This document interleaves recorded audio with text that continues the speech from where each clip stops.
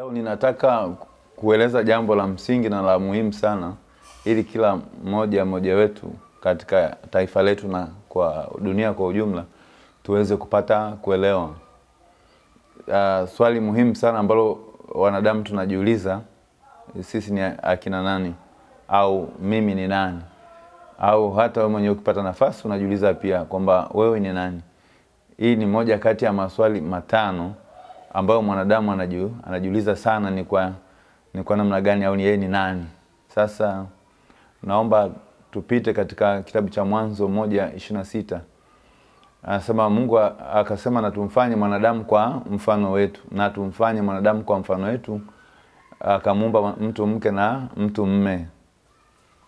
Sasa sisi akina nani tunaweza pia tukajijibu swali hili kwa kupitia Mwanzo hiyo 1:26 ya kwamba Mungu akasema na tumfanye mwanadamu kwa mfano wetu na kwa sura yetu. Kwa hiyo sisi ni mfano kabisa hai wa Mungu na sisi ni sura yake Mungu kabisa.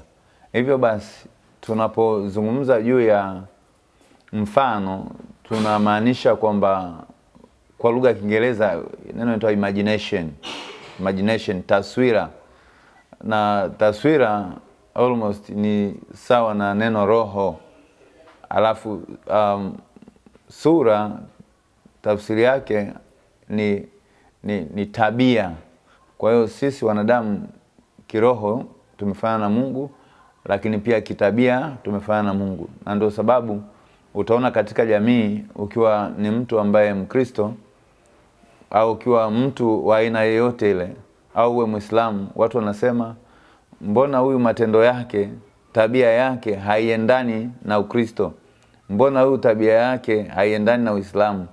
Mbona huyu tabia yake haiendani na watu waliokoka? Kwa hiyo sisi kwa ujumla tumekuwa determine kwa tabia, lakini tumekuwa determine pia kiroho. Namna jinsi ambavyo una handle mambo yako kwa ndani, ndivyo ambavyo yanaweza kumfunua Mungu ndani yako. Kwa hiyo sisi ni viumbe vya tofauti ambavyo roho zetu, tabia zetu zinamlingana Mungu moja kwa moja. Sasa naomba nizungumze baadhi ya tabia ambazo zipo, ambazo ni tabia za kimungu, na hizo tabia yatupasa hata sisi tuwe nazo pia. Tabia ya kwanza ambayo Mungu anayo, tunasema Mungu anaelewa kila kitu. Mungu anaelewa kila kitu, omniscience. Kwa hiyo kama Mungu anao uwezo wa kuelewa kila jambo, lisimpe shida kwamba hili jambo mimi siliwezi. Yaani yeye anaelewa kila kitu. Sasa na sisi kama sehemu yake yeye katika roho na katika tabia, basi tunapaswa kuwa tunaelewa kila kitu.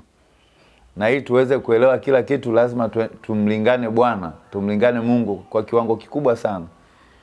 Kwa kadri jinsi ambavyo tunamlingana Mungu, ndivyo ambavyo na sisi uelewa wa kimungu unakuja ndani yetu.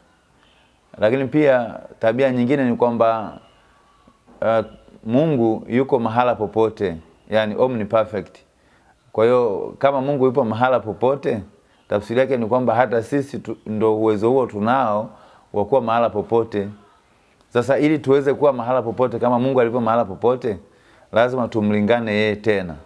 Kwa kadri jinsi ambavyo tunamlingana Mungu kwa kiwango kikubwa, ndivyo ambavyo sasa na sisi tunakuwa sehemu kubwa ya kuwa mahala popote kama Mungu alivyo kuwa mahala popote.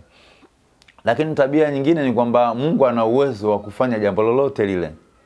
Kwa hiyo ikiwa Mungu ana uwezo wa kufanya jambo lolote, hata sisi pia kama sehemu yake tunao uwezo wa kufanya jambo lolote mahala popote.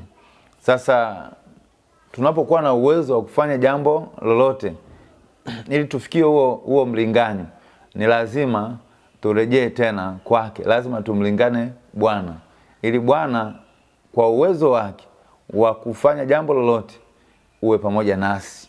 Kwa hiyo hakuna mwanadamu asiyekuwa na uwezo. Kila mtu ana uwezo. Hata yule ambaye anasema mimi siwezi kufanya jambo lolote, ninakuomba uanze kujua kwamba wewe unaweza kufanya jambo lolote.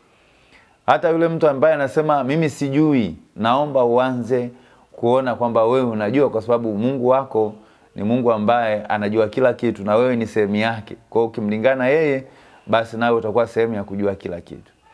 Na uwezo aliokuwa nao mwanadamu ni uwezo wa ajabu sana. Mwanadamu amepewa uwezo sawa na mamlaka sawa, ambapo akimlingana Bwana, ule uwezo wa Bwana unakuwa ndani yake, naye anakuwa na uwezo wa kuperform vitu kama Bwana anavyoperform. Kwa hiyo tukielewa hii sasa, itatusaidia sisi kukua ndani yetu. Tutapunguza idadi ya watu wengi ambao wanasema wao hawawezi, wale wanaosema wao hawajui, tutakuwa tumepunguza kwa namna hiyo. Lakini jambo lingine,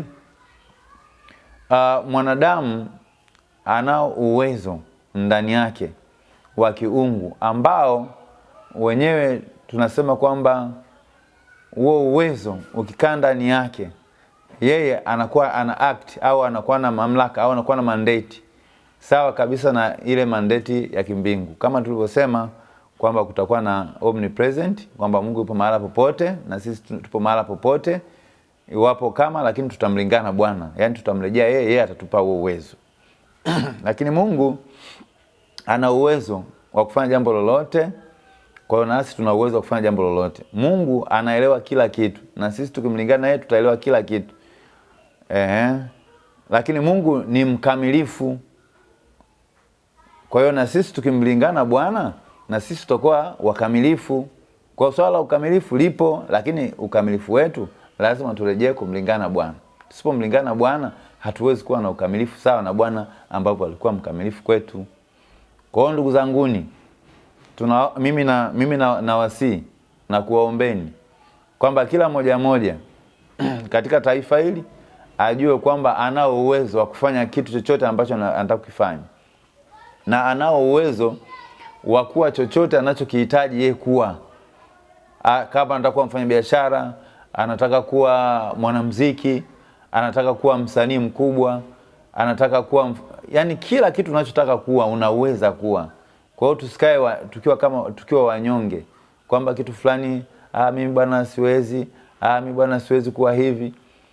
Tusibaki katika unyonge katika taifa hili, kwa sababu kila mmoja